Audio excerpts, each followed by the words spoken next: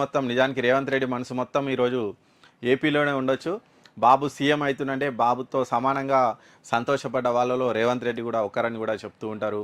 కానీ ఆయన ప్రమాణ స్వీకారానికి నాకు అఫీషియల్గా ఆహ్వానం అందలేదు, ఆయన వెళ్ళలేదు.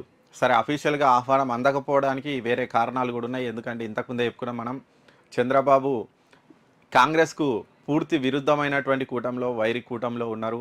కాబట్టి ఈయన ఆహ్వానం అందించే పరిస్థితిలో లేరు. ఒకవేళ ఆహ్వానం అందినా ఈయన వెళ్ళే పరిస్థితిలో లేడు.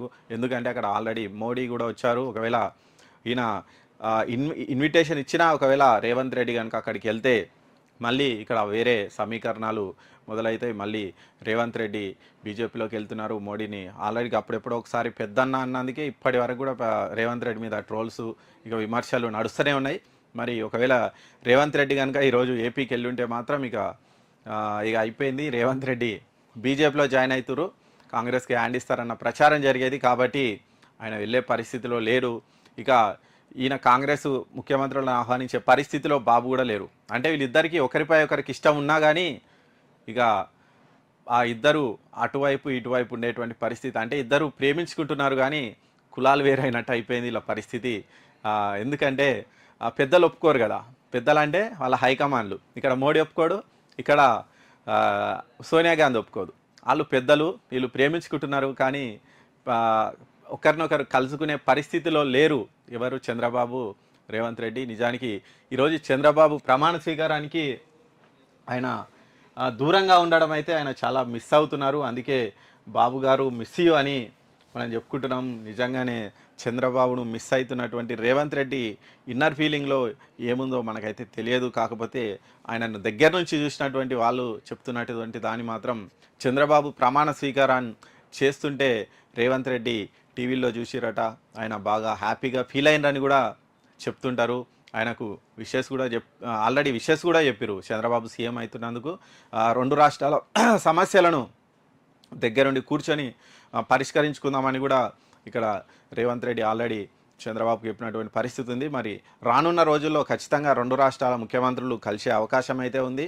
ఏదో ఒక సందర్భంలో ఖచ్చితంగా చంద్రబాబు హైదరాబాద్కు రావడము, లేదంటే ఇంకేదో మీటింగ్లో, సీఎంల మీటింగ్లోనో, లేకుంటే రెండు రాష్ట్రాలకు సంబంధించి ఇంకా పెండింగ్ సమస్యలు ఉన్నాయి, వాటి పరిష్కరించుకోవడానికో ఏదో ఒక రకంగా మాత్రం ఇద్దరు సీఎంలు కలిసే అవకాశం అయితే ఉంది. మరి ఆ క్షణం కూడా మనం త్వరలో చూడబోతున్నాం. కానీ ఇంతకుముందు మనం కేసీఆర్ జగన్ కలిసినట్టయితే వీళ్ళు కలిసే అవకాశం లేదు. ఎందుకంటే మనం అప్పట్లో చూసినాం, కేసీఆర్ జగన్ ఇంటికి పోయి మంచిగా విందు భోజనం చేసిండు, జగన్ కూడా హైదరాబాద్ వచ్చి కేసీఆర్ ఇంటికి పోయి విందు భోజనం చేసిండు. కానీ ఇక్కడ వీళ్ళ పరిస్థితి అయితే అట్లా లేదు. వీళ్ళు వైరికూటంలో ఉండడం వల్ల కాస్త గ్యాప్ అయితే ఖచ్చితంగా మెయింటైన్ చేయాల్సిన అయితే అవసరం అయితే ఉంది. సో ఓకే, ఇంటర్నల్గా వాళ్ళు మాట్లాడుకోవచ్చు, ఒకరికొకరు ఫోన్ చేసుకోవచ్చు, అఫీషియల్గా కాకుండా అన్అఫీషియల్గా ఫోన్ చేసి ఎన్నో మాట్లాడుకోవచ్చు, ఎన్నో చేస్తుండొచ్చు. కానీ ఇక్కడ అఫీషియల్ మీటింగ్స్ అయితే మనం కష్టమనే చెప్పాలి. ఏదో ఈ చర్చలు అటువంటివి అయినప్పుడు తప్ప వీళ్ళు ఏదో ఉట్టిగా పని మీద నార్మల్గా వచ్చి కలవడం అయితే అసంభవం, కష్టమనే చెప్పొచ్చు. ఒకవేళ రేపు ఇంకేమైనా రాజకీయ పరిణామాలు మారితే ఇరు రాష్ట్రాల సీఎంలు కలవచ్చు. కానీ అది మారే పరిస్థితులు ఉన్నాయా లేవా అనేది తెలియదు.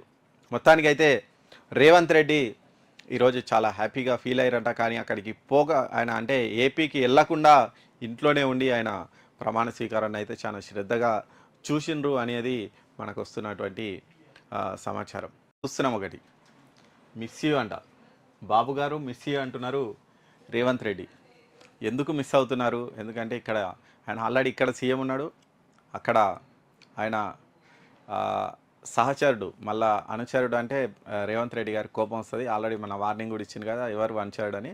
సరే, చంద్రబాబు రేవంత్ రెడ్డి సహచరుడు చంద్రబాబు అక్కడ సీఎం అయిండు, ఇక్కడ రేవంత్ రెడ్డి గారు సీఎం అయ్యారు. నిజానికి చంద్రబాబు ప్రమాణ స్వీకారం ఈరోజు చాలా అట్టహాసంగా జరిగింది. మోడీ వచ్చిండు, ప్రధాని మోడీతో పాటు చాలా అగ్రనేతలు, బీజేపీ అగ్రనేతలంతా అక్కడికి వచ్చిర్రు, పలు రాష్ట్రాల సీఎంలు వచ్చిర్రు. మొత్తానికైతే చంద్రబాబు ప్రమాణ స్వీకారం అయితే ఏపీలో ఒక పండుగలాగా జరిగింది. చాలా అంటే టీడీపీ కార్యకర్తలు అయితే ఒక పండుగలాగా సెలబ్రేట్ చేసుకున్నారు. పొద్దున ఎప్పుడో 11కి ప్రమాణ స్వీకారం ఉంటే 6 గంటలకే మొత్తం ఆ గ్రౌండ్ మొత్తం నిండిపోయిందంట. అంటే ఆ స్థాయిలో జనం అయితే వచ్చారు. మొత్తానికి చంద్రబాబు అయితే ఆయన ఏదైతే కావాలనుకున్నాడో చివరికి, అంటే ఆయన ఏజ్ కూడా చాలా అంటే దాదాపు ఇవే చివరి ఎన్నికలు అంటున్నారు చంద్రబాబుకు. సరే ఆ తర్వాత ఆయన